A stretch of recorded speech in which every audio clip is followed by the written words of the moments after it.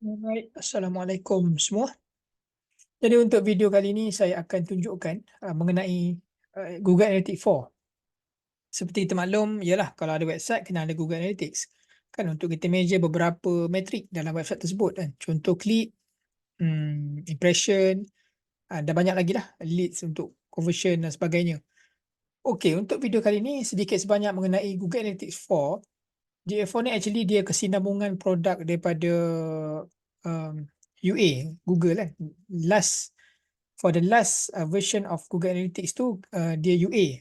So this time ada GA4. Walau bagaimanapun, suka untuk saya beritahu kepada semua yang Google Analytics 4 sampai sekarang pun adalah beberapa mismatch in terms of data dan sebagainya. Saya tidaklah begitu expert dalam analytics, cuma ada beberapa klien yang uh, memerlukan komitmen berkenaan analytics dan saya uruskan berkenaan GA itulah, berkaitan. Okey, sedikit sebanyak mengenai GA saya dah terangkan, jadi saya akan go through bagaimana nak set up Google Analytics 4. Okey, pertama sekali macam skrin saya tunjuk ni kan, ada beberapa step yang kita kena buat lah. Yang pertama kita kena pergi dekat type je Google Analytics dekat Google Analytics, nanti dia akan keluar pelbagai carian dan pada masa sama kita tekan je start measuring ataupun login dan sebagainya. Okay, dan kita akan dibawa ke halaman ini. Alright. So after that kita isikan nama, kita isikan semua ni lah kan. Kita isi, kita next. Nanti dia akan bawa kita pergi property creation, masukkan website, kita letak URL website kita dan kita letak business detail kita kat sini kan. Dan kita letak agak business objective. Business objective ni bukanlah dia tanya kita kita punya objektif perniagaan tu nak apa, tak, bukan kan. Untuk for analytical purpose kan. Purpose analytics ni untuk apa? Adakah kita nak measure sales kan? Jadi by default Google akan setkan purchase e-commerce punya journey kan untuk track conversion. Meanwhile kalau kita kata nak leads kan, so leads dia akan set up untuk leads lah by default. Tapi perkara tu boleh adjust nanti. So after that dia akan ada data collection. Isilah semua sekali, dah siap semua sekali, nanti kita akan dibawa ke halaman ini kan. Alright. So abaikan yang di atas tu, yang warning kat atas tu tak apa. Jadi kita akan keluar macam ni. So saya gunakanlah saya punya website as example so that people can see how what is the component of GA4. Okey, pertama sekali kalau kita pergi dekat sidebar kiri, ada beberapa menu tab yang ada home, biasalah report, explore, advertising. Okey. Berbanding dengan dulu kita ada acquisition, kita ada behavior kan, kita ada belah tepi ni, tapi sekarang ni dia simplifykan macam ni. Cuma kalau untuk kita yang baru set up, first priority kita adalah pergi kepada admin, kan, admin setting. Alright, admin setting. Kenapa internet error? Sebentar.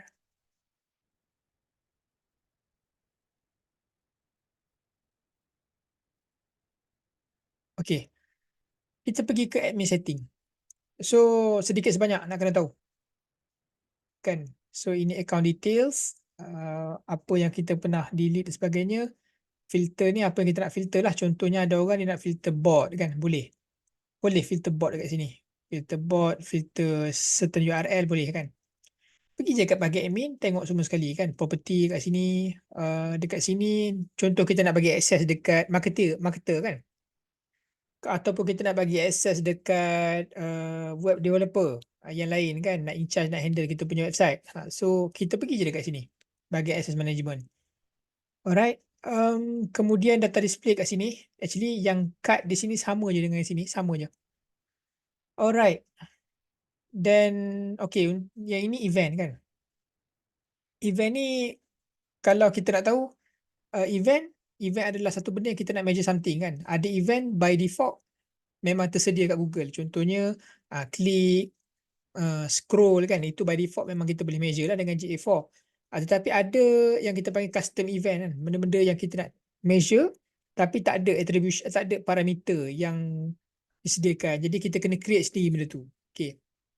So conversion ni adalah hal yang kita nak measure as conversion lah. Contoh purchase lah. purchase is conversion. Andai kata kita nak buat lead as conversion pun boleh kan. Kita mark je as conversion kat sini. Okay. Then saya go through yang perkara penting-penting je lah. Kan. Yang ini AI ni okey lah, bagus lah kan. Dia boleh predict dan boleh advise kita dan sebagainya. Itu kelebihan dia lah berbanding dengan UA punya version. Kemudian audience pun sama. Kalau ada orang yang dah pernah purchase ke apa semua sekali, kita boleh guna pakai audience tu. Dekat mana? Dekat Google. Antaranya adalah Google Ads lah. Okey. Satu hal yang mungkin trik kan yang boleh saya beritahu kalau anda buat Google Ads juga dan sebagainya. Setting goals di Google Ads sebenarnya lebih senang menggunakan GA4, which is kita set up goal, set up tracking semua sekali dekat GA4. Kita set up GA4 kan, dan kita import je goal daripada GA4 pergi dekat Google Ads. Lebih senang lah kan. Tapi apapun option tu terpulang kepada individu masing-masing. Betul. Alright. Then debug view. Okay, kalau anda pengguna Google Tag Manager, debug view ni adalah sahabat baik kita. Debug view ni ada dua. Sorry, dia satu debugging tools ni ada dua lah. Satu dekat Google Tag Manager. Untuk confirmation boleh guna debug view. Okay, so dia boleh track lah kalau kita buat, kita preview tu kan. Kita boleh track adakah ada siap track tu is tracking well or not kan. Kalau keluar tu betul lah. Kalau tak betul, tak keluar. Okay. Dan yang belah sini sama, kita boleh connectkan dengan kita punya AdSense, kita boleh connectkan dengan Google Ads, BigQuery, Ads Manager kan. Yang ini yang pakai 360 punya produk by Google kan. Floodlight ni pun sama macam center shopping tu. Kalau Ads, Google Play, konsol kan. Tapi biasanya kalau SME, usually yang saya perasan dia akan connectkan dengan connect dengan Google Ads. Dia akan connect dengan konsol kan. Untuk SEO kena konsol lah. GA4, konsol, Google Ads. Tiga ni wajib lah. Dan BigQuery. Saya suggestkan anda untuk try connect dengan BigQuery. It's quite I think BigQuery is very great product buat pasal sekarang. Cuma nanti insyaAllah ada masa saya akan buat video lain lah untuk explain pasal BigQuery dan bagaimana kita ni walaupun pengguna biasa kita boleh gunakan BigQuery. Nampak macam mahal cost dia, sebenarnya tak pun kan. Kita boleh buat dengan cara yang sangat minimal cost. Okay. Dan semua detail kat sini. Okay, so jangan risau. First thing first, semua step dia ada kat sini.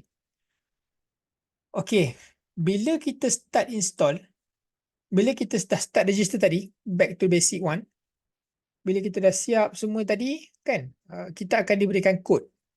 Okay, kita akan diberikan kod. Kod tu tadi, kita kena tampal di paste. Kita kena copy paste di website kita lah. Kalau pengguna WordPress, kalian boleh gunakan plugin, macam-macam plugin untuk Google Analytics kan. Cuma, andai kata tak guna plugin yang untuk Analytics pun tak apa. Kalau gunakan header footer punya code manager plugin pun boleh dekat WordPress. It's still the same kan. Dia sebab Analytics ni adalah JS base punya produk kan. Jadi sebab itu kena tampal, kena paste dekat bahagian tersebut. Okay. Saya explain dah tadi property, data display, product link kan. Senang je sebenarnya. Kalau kita begitu, kita memang dah tahu kan macam mana kita nak connectkan dengan with this GA4 lah. Okay, saya pergi kat data collection kan. Okay, first thing, apa yang kita nak kena tahu kan. Kita lepas kita dah tampal tu, dah pastekan dekat kita punya website, yang kita kena buat adalah kita add stream kan. Maksudnya, okay, kita kena add stream ni, kita nak connectkan antara website kita dengan GA ni, supaya data tu is flowing into our GA4. Okay, dengan cara kat sini, akan masukkanlah website kita, apa semua, okay. Dan dia akan tanya, apa measurement yang kita nak, kan, nak track scroll ke, nak track page view ke. Tapi by default kalau tanya saya ambil je semua kan. So dia akan create lah macam ni. So kalau dah macam ni, maksudnya data tu flowing lah. Kita tengok receiving traffic in the past 48 hours. Okay, itu untuk data stream. Alright. Kemudian yang ini option boleh untuk on boleh untuk off, tapi sekarang ni saya prefer untuk on dulu, kan. Okey, ini pun sama, kebanyakan adalah option lah untuk kita. Ini untuk ads kan. Okey. Kemudian untuk yang ini pun sebenarnya data import, andai kata kita ada data yang daripada contoh kan BigQuery. Sebenarnya BigQuery yang kita yang lama, kita boleh gunakan BigQuery untuk restore UA punya data, dipanggil backfill punya method kan. Jadi kita ambil data daripada UA lama dulu, tapi sekarang saya tak pasti, tapi few months ago boleh. Ambil, kemudian masukkan ke BigQuery, boleh masukkan ke situ dan kita boleh import lah. Itu satu. Kemudian data retention, okey, data retention ni biasanya saya akan ambil 14 dan data retention saya akan ambil 14. And event dengan user saya akan ambil 14. Okey. Same goes to data filter. Yang ini internet traffic saya akan exclude supaya dia tak track. And traffic ni lah. Alright. Data ni tak ada. Okey, event. Okay, sebarang event dia akan keluar kat sini kan. Contoh yang inilah by default memang ada dah pun ni outbound click semua sekali. Cuma contoh kalau kita nak buat event seperti kita nak track social media icon kan kita letak kat website kita. Bukan website saya lah, website saya cowboy sikit kan. Cuma kalau website mana-mana nak track social media icon, kita boleh track. Contoh Twitter social icon, kita boleh buat event, kemudian kita boleh track kan berapa ramai yang klik icon tersebut. Alright. So itulah dia berkenaan basic kan. So at least kat sini apa yang saya nak cuba nampakkan adalah stepnya begitu mudah untuk migrate to GA4. Yang penting sekali adalah bila kita dah siap tampal kod tersebut, masuk ke dalam analytics site ni, kita terus pergi ke bahagian admin. Okay. Semuanya ada kat bahagian admin kan. First kita pergi dekat kita fikir siapa kita nak add lagi sebagai admin dan backup admin. Kemudian kita kena betulkan dulu ni data collection dan modification. Okay, connectkan kepada produk yang patut lah. Macam saya kata tadi, konsol, Google Ads, BigQuery, dan shopping. Kalau sesiapa yang buat e-commerce kena connect dengan shopping kan. Okay, kemudian butiran ni semua dekat sini. Jangan risau kan, it's very easy one. Then kita ronda sikit, kita pergi dekat bahagian exploration kan. Exploration ni adalah tempat kalau kita nak buat kita nak custom report lah, kita nak pull data custom report. Cuma saya tak suka guna exploration sebab saya rasa saya lebih suka untuk pull data tu sendiri menggunakan third party ataupun Google produk yang lain kan, dan push ke data vis yang berlainan lah kan. Saya suka macam tu kan. Cuma tapi kalau kalian nak cuba boleh cuba. Contohnya macam ada template kat sini, kita try ambil funnel saya punya traffic sikit kan. Tak apalah, kita boleh give a try lah. Ini just a demo saja kan. Okay, contoh dia keluar macam ni kan. Okay. Jadi user daripada mana? Kuala Lumpur kan, mobile, desktop, tablet kan, PJ dan sebagainya lah. Dia keluar macam ni. So kita adjust lah, kita nak macam mana. Contoh kita nak download chart, dia keluar macam ni. Dia actually vis tool juga, some sort of visualization punya tools kan. So dimension dengan metrik kan. Okay, mungkin satu perkara yang kalau dah tahu tak apa, tapi kalau belum tahu mungkin saya boleh add on sikit. Kalau kita nak buat visualization, mungkin video yang lain saya akan terangkan pasal visualization. Kita kena ingat yang bila kata dimension is a variable lah. Maksudnya variable apa? Metric is numbers kan. All related to the data numbers kan. Jadi jangan tertukar lah, sebab kadang-kadang bila kita nak buat visualization tu, kita kadang-kadang tertukar kan. Kita kan dimension letak bawah, kadang-kadang metrik tak atas kan. Jadi bila buat macam ni senang. So belah sini segment ni bukan filter lah. Kita nak segmentize every single of our big basic data kan. Ni explore. Tapi explore ni saya rasa sedikit bosan lah. So okay. Sebab ada bukan saya kata bosan sebab produk Google ni bosan, tidak lah. tapi kita boleh guna beberapa tools yang lebih memudahkan kerja kita. Okay. Alright. Alright. So ini pun satu hal lah, satu perkara lagi. Ini kita punya muka depan, kita punya GA. Kan tadi itu setting kan admin, so reportnya kat sini. Alright. So ada acquisition, engagement dan monetization kan. Ini shortcut lah kalau kita nak tengok user acquisition, maklumat pasal user kita. Kan daripada channel mana, daripada yang baru ke yang lama kan. Engagement macam mana, di sini datanya.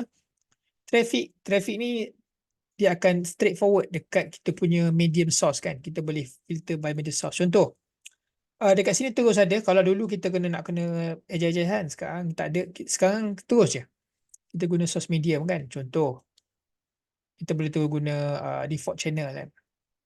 Kita boleh guna terus. Saya rasa GA4 lebih simplified version kan. Simplified. The version is quite good and simplified from the past. Tetapi adalah beberapa argument kan. Alright. Kemudian dan kad ni boleh boleh ditukar sebenarnya. Boleh boleh tekan di sini customize kan. Nanti boleh tukar-tukar kat sini je. Tukar kat sini je. Dia lebih nampak lebih ni lah, cool sikit lah. Event pun sama. Event lah, kalau kita track semua sekali, kita boleh check kat sini. Page screen. Contohlah kita nak tengok page path kan. Page path ni dia fragment of URL ni banyak kan. Ada page path, ada page ada macam-macam kan, pecahan-pecahan tu kan. Cuma kat sini dia by default dia page path and screen class. Cuma adalah beberapa kita boleh guna lagi. Kita boleh adjust kat sini, tak ada masalah. 10 ni artikel saya lepas. Local. Ni pun dia tengok. Lah. Conversion. Cara setup mastering. Alright, untuk siapa yang tak tahu, saya ada buat beberapa konten. Ada konten lah di website saya, boleh baca kan. Landing page. Yang ni sama je. Cuma apa yang saya nak sampaikan di sini adalah, kalau let's say event tu kita nak suruh nampak keluar di conversion, kita kena mark as conversion dulu. Dan dekat event ni pun sama kan. Dekat event pun sama. Bila kita tambah event, kita boleh custom kan, kategori label kita boleh buat. Kita kena buat event dulu, kita kena add dulu. Kalau katakan itu custom event, kita kena add dulu the dimension or dimension of metric. Event baru kita masukkan, baru dah di flowing into our GA. Alright. So ini monetization. Kalau siapa untuk e-commerce, ini sangat very good, useful lah. Kita nak tengok macam mana customer journey kan, page path sekali, tapi website saya tak ada lah. Check out kan, apa ni. Check out yang sebab saya tak ada. Tapi kalau untuk e-commerce memang ada kan, boleh tengok satu. Baru-baru ni ada saya debug satu website untuk e-commerce. Dan surprisingly, saya dapati sebenarnya kalau kita buang satu step default ni, dia tak keluar semua kan. Yang belakang-belakang tak keluar semua. Jadi kalau anda kata tuan-puan, mungkin boleh cuba, mungkin saya betul atau saya salah. Mungkin tuan-puan boleh cubalah untuk remove satu step dan tengok adakah data still flowing kan. Sebab saya hari tu saya try remove satu, dia tak flowing. The rest is not flowing lah. Jadi saya masukkan balik, baru dia flowing semula. Itu mungkin saya betul atau saya salah lah kan. Alright. Kemudian yang lain tak sangat details. Ialah kita nak tengok browser apa semua ni. Ini mungkin a part of customer avatar kan. Kita nak tengok karakteristik of customer kita. Pakai apa kan waktu surfing browser bila. So itulah sedikit sebanyak. Dan boleh screenshot kat sini. Report screenshot kan. Snapshot. So dia macam kad yang disusun dengan kemas begini kan, untuk kita tengok all details kat sini. Tapi boleh di-customize kan dengan cara pergi kat library ni. Okey, pergi kat library dan kita boleh create snapshot report dekat sini. So kita buatlah. Kan kita nak apa yang kita nak, apa objektif kita, apa yang kita nak keluar di dashboard tu, boleh. Dia lebih memudahkan kan. Saya rasa lebih minimal dan simplify version lah. Cuma ialah ada beberapa isu sekarang dengan GA4, the mismatch data, um, inaccuracy. Tapi saya fikir Google dari semasa-semasa, dari masa ke semasa dia akan improve. Dan satu perkara lagi, kalau tuan puan rasa, yelah kita dah set up GA4, tapi tuan puan katakan tuan puan dah ada GA4 dan kata nak ada another analytics tools, saya recommendkan untuk pakai Clarity kan. Saya pernah tulis satu artikel mengenai Clarity. Dia percuma by Microsoft. Cuma kita boleh integrate dengan GA4. Tujuan kita adalah sebab GA4 kalau kita nak track behavior scroll kan, scroll, klik semua sekali, yang macam ada produk macam Hotjar semua sekali kan, kita kena purchase kan. Cuma Clarity dia free, jadi boleh guna. Dia memudahkan kerja sendiri. Okey, baik. Saya fikir itu je kot untuk Google Analytics. Dan andai kata dah sign up apa semua sekali, masukkan email, masukkan website semua sekali kan, dah create account GA4, dah check, dah add dekat stream yang ini, data stream, tapi masih not works kan.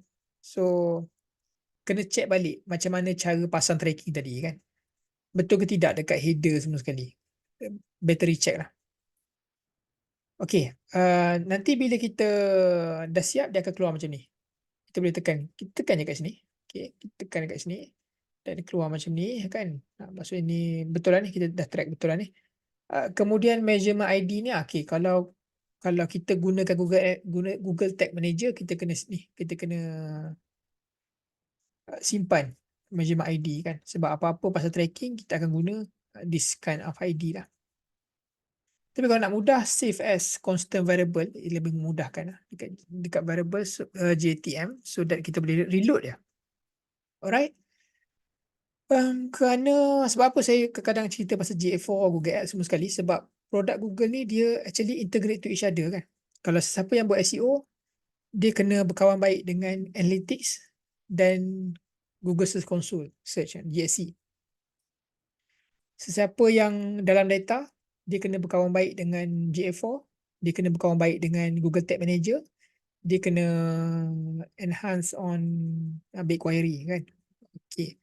Kalau sesiapa marketer pun sama kan. Marketer kalau performance tu dia kena very best at Google Ads, creating ads, one issue.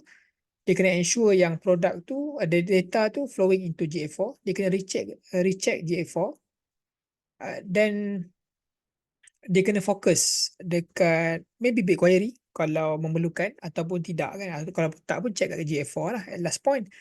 Cuma at the end, ke semua produk yang saya sebutkan ni, at the end kita akan visualize dekat gunakan Looker kan, produk by Google juga. Jadi itulah cara Google buat ekosistem untuk produk mereka. Baik, harap tutorial ini bermanfaat dan berguna untuk kalian. Kalau ada soalan boleh terus ajukan. InsyaAllah saya cuba menjawab untuk membantu anda. Itu sahaja. Terima kasih. Assalamualaikum.